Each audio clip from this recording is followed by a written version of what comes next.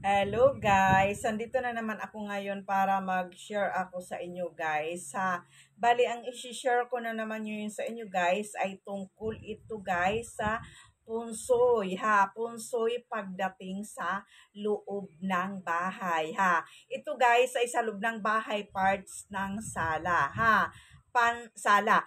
Ang sala guys ay para bang pagdating sa part ng bahay, ito ay kumbaga ano siya, yung parang panlabas na anyo Kagaya natin, yung panlabas na anyo natin ganito pero mas maganda guys, yung pagdating sa tao guys ay mas maganda yung inner beauty kisa sa yung panlabas. Ako yung guys, ang pinaka-importante sa akin yung inner beauty. Aanhin ko yung ganda ng isang babae ganda ng isang babae or lalaki, kagwapuhan niya kung ang ugali naman ay hindi maganda. Yan guys, napaka-importante ngayon ng ugali. Yan, kalinisan ng puso.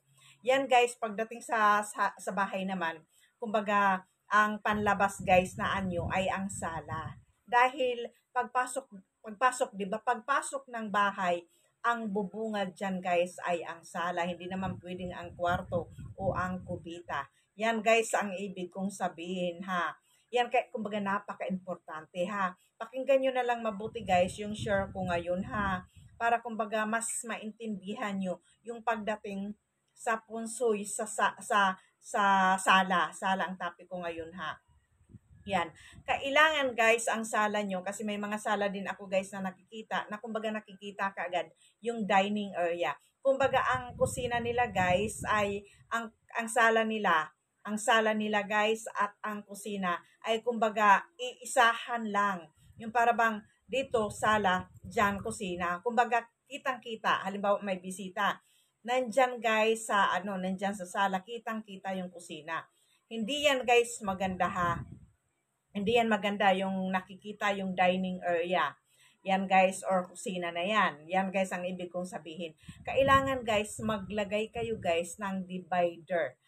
Divider na kahit papano, maiharang dyan guys sa ano nyo. Kumbaga, kapag nasa sala kayo, hindi nakikita yung kusina nyo. Yan guys Yung ibang bahay naman guys, basta ano naman, pero mas maganda guys yung may divider. Yan guys. Pero yung ibang ano naman guys, kahit naman sala, basta ang kusina nyo maganda, hindi makalat, yan okay na yan guys.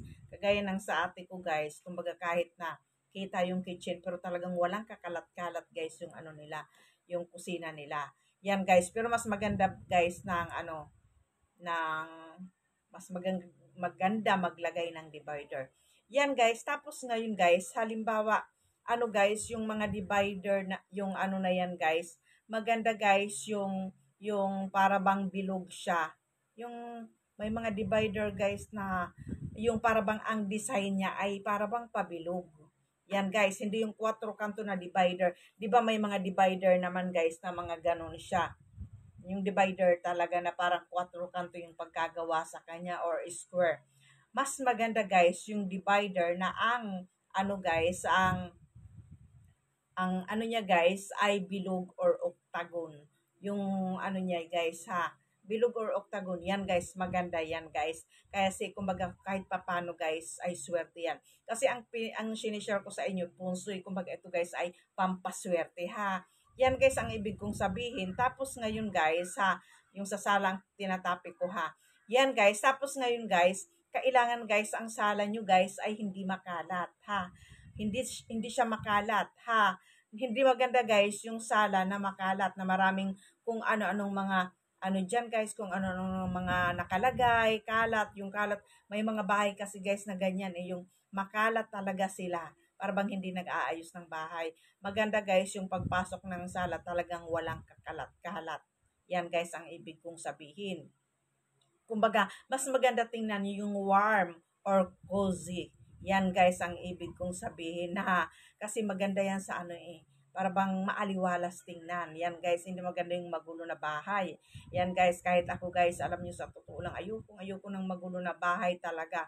Or makalat, pag may nakikita akong kalat niyan, naku Diyos ko, ano ang utak ko niyan, aburido ako niyan. Ganyan guys. Gusto ko talagang lahat ng gamit ay nasa tamang lalagyan. Ganyan ako guys Tapos yung mga ano guys, yung mga gamit nyo guys sa singit-singit na to, ha, iwasan nyo din guys yung mga ano ha, yung mga gamit dyan na mga sira-sira na, yung mga may crack na or may mga bungi na, yan itapon nyo na yan guys sa or ipamigay nyo. Kaso kawawa naman yung napagbibigyan nyo. Kasi hindi din yan guys maganda sa loob ng bahay.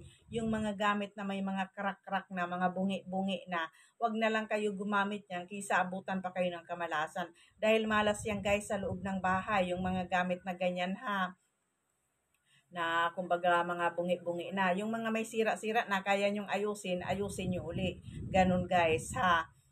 Huwag kayong manghihinayang na ipamigay yung mga bungi-bungi na yan ha. Kisa sa ano kumbaga magkano lang ang halaga niyan kumpara doon guys sa huwag kayong gagamit ng ganyan, bibili kayo, kisa malasin kayo ng malasin sa buhay.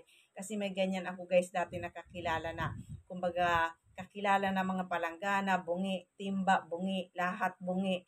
Yan guys, talagang sabi ko, ipamigay mo na lang yan, itapon mo na lang yan. Sabi ko, bibigyan na lang kita. Sabi ko sa kanya, talagang binigyan ko siya. Ultimo timba, palanggana, binigyan ko siya. Kumbaga talagang ano, pati electric fan. Sabi ko, itapon mo na yan kasi talagang sabi ko mga ano-ano na. Yan talagang nagbigay ako guys. Talagang nagbigay ako. Ganun ako guys. Kasi naaawa ako guys sa mga ganyan. Halimbawa kakilala ko or kaibigan ko. Tapos nakikita ko na ganyan yung sitwasyon. Talagang naaawa talaga ako guys. Ultimo pum talaga niya guys is talagang naaawa ako. Dahil pati pum niya guys is talagang kumbaga talagang kumbaga laspag na laspag. Sabi ko, itapon mo na yan. Parang naaano ako guys yung pag nakikita ko yung kaibigan ko or kakilala ko na ganun. Talagang pati pum guys, talagang binigyan ko yan guys. Hindi ako madamot na tao guys. Hindi ako nagdadamot guys eh. Kumbaga nag-share talaga ako guys ng blessings. Yan guys ang ibig kong sabihin. Marami akong natulungan guys. Marami akong natulungan. Yan guys ang ibig kong sabihin pero hindi ako nagbibilang dahil mas maraming blessings ang binibigay sa akin ni God. Yan guys, ayan siningit ko yung mga sira-sira na gamit ha. Tapos ngayon ito pa guys ha, kumbaga mas maganda din guys maglagay kayo guys sa sala ng plants. Yung mga halaman guys na ano, yung may mga halaman naman guys na yung mga indoor na halaman, yan guys, maganda din yan guys ilagay sa sala. Dahil kumbaga yan guys ay nagdadala din guys yan ng swerte ha. Tapos maganda din guys ilagay sa ano sa sala yung mga halimbawa afford nyo na magpagawa kayo ng painting na picture, yung family, yan guys, painting, or kung hindi nyo kaya, magpagawa na lang kayo ng ano, maganda yan panlagay sa sala. Isa lang ha, hindi yung marami na watak-watak, hindi maganda yung makalat. Yan guys, kumbaga isang picture na malaki, painting, ano, family mo or anak mo or mami mo, yan guys, or kahit sino dyan. Yan guys, maganda yan guys, ilagay sa sala. Tapos ngayon guys, basta sinabi ko sa inyo, iwasan nyo yung mga kalat ha. Yung may mga anak dyan guys, na may mga laruan, yan guys. Hindi maganda na yung sala nyo guys ay puno ng kalat. Ha, puno ng kalat, yung mga books nagkakalat. Yan, hindi yan maganda guys. Malas yan sa buhay. Yung makalat na bahay. Yan guys, dapat lagi malinis. Para kumbaga magkaroon ng ano, kasi ako ganun guys, pag magulo ang kwarto ko or bahay ko, ang utak ko niyan guys magulo, talagang ang init ng ulo ko niyan. Pero pag yung malinis ang bahay ko guys na walang kakalat-kalat, yan guys talagang kumbaga ano ako niyan, maaliwalas yung utak ko para bang nakakapag-concentrate ako sa buhay ko. Ganon ako guys, kaya minsan weekly guys, talagang lahat ng gamit ko, iisa-isahin ko yan guys. Yung mga dapat itapon, yung mga dapat ipamigay, yan guys. Aayusin ko, ganun ako guys, kaano sa bahay ano talaga, ganyan ako guys. Minsan monthly kapag busy ako, yan, monthly ako niyan, mag-iisa-isa lahat ng gamit ko, isa-isahin ko yan. Yan guys ang ibig kong sabihin ha, hindi maganda yung makalat ha. Para kumbaga, kapag may bisita kayo guys, ay maganda ang ayos ng inyong sala. Yan guys, kumbaga, hindi maganda naman yung may bisita ka, ay naku, ano ba naman yung kalat ng bahay na to? Para bang ganun guys, mapipintasan ka lang. Yan guys ang ibig kong sabihin ha. Tapos guys ha, kung pwede, ang TV kasi guys, minsan talagang sa sala talaga yan guys, isasala. Ha, yan. Pero okay na yan guys, yung TV na sa sala kasi minsan ang iba ayaw talaga guys ng TV sa sala. Yan guys.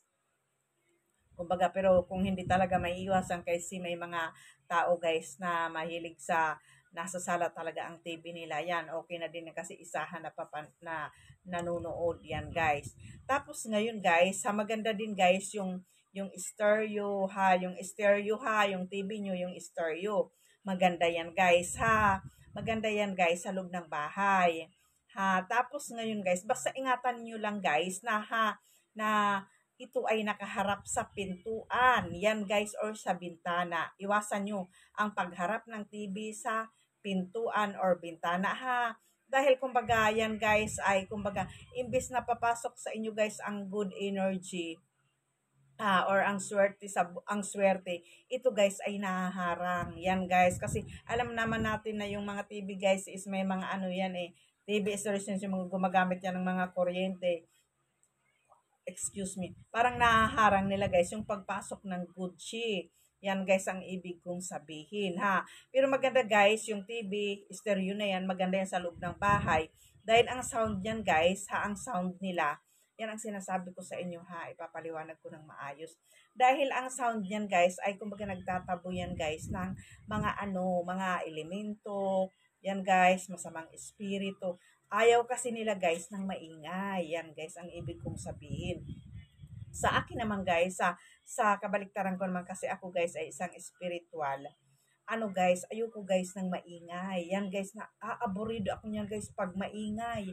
Minsan guys, alam niyo, tunog na lang ng TV, naiinis ako. Lalo na kahit minsan niya sa cellphone ng anak ko, pag nagsiselfone yan, malakas lang talagang, sabi ko, ano ba na yung cellphone mo? Parang bang naiinis ako. Ganyan guys, kapag yung sa mga elemento, yan guys, or sa mga spirit, yan guys, parang bang ayaw nila ng maingay. Kaya ako guys, ayoko talaga ng maingay guys. Kahit dito guys sa kundo, talagang ang gusto ko dito talagang tahimik. Ito, kaya nagustuhan ko guys, mahilig ako guys sa kundo. Kasi may mga nagtatanong sa akin, bakit ang hilig ko sa kundo? Ang liit daw. Tapos ang mahal-mahal. Yan guys, alam nyo ba kung bakit? Dahil gusto ko guys ang tahimik na lugar. Ayoko nang nakakarinig ako ng mga video okay. Yung ingay, yung kagaya ng halimbawa sa subdivision ka nakatira, kapitbahay mo mag-video okay, ang ingay-ingay. Naiinis ako sa ganyan guys. Iinit talaga ang ulo ko, ganyan guys ha. Kaya ayoko sa mga ganyan na mga yung environment na maingay, ayoko guys ng ganun. Yan guys, kasi ayaw nila guys ng ingay, yung mga elemento na yan or spirit para bang umaalis sila. Yan guys, sa akin hindi pwede guys na paalisin ko sila dahil sila guys ay nagbibigay sa akin ng swerte sa hanap buhay, nagbibigay sa amin ng proteksyon. Yan guys ha, kahit medyo hindi ako guys swerte sa love life, tanggap ko yun. Yan guys ang ibig kong sabihin ha. Kumbaga pinapaliwanag ko ng maayos sa inyo, maganda ang TV sa ingay, pang taboy ha. Pero sa mga spiritual dyan, hindi maganda ang maingay ha. Yan guys ang ibig kong sabihin. Tapos ngayon guys, ano pa, kumbaga medyo yan guys, kumbaga yun na guys, mahaba na ang kwento ko ha. Kumbaga yan ay magandang gawin ha pagdating sa sala. Sundan nyo na lang guys ha. Kasi sa Messenger guys ay hindi ako nakakapagturo guys sa Messenger. Dahil guys, tambak ang message. Minsan hindi ko talaga guys nasasagot ha. Dahil syempre may hanap buhay din ako. Yan guys, sana maunawaan nyo din ako ha. Yan lang guys, Asking Julie Janim guys, yung ko, basta kung ano yung pangalan ko dito guys sa YouTube, yun din guys yung pangalan ko guys sa Facebook ko. Ay, yan guys ha. Yan lang guys. Thank you guys. I love you all.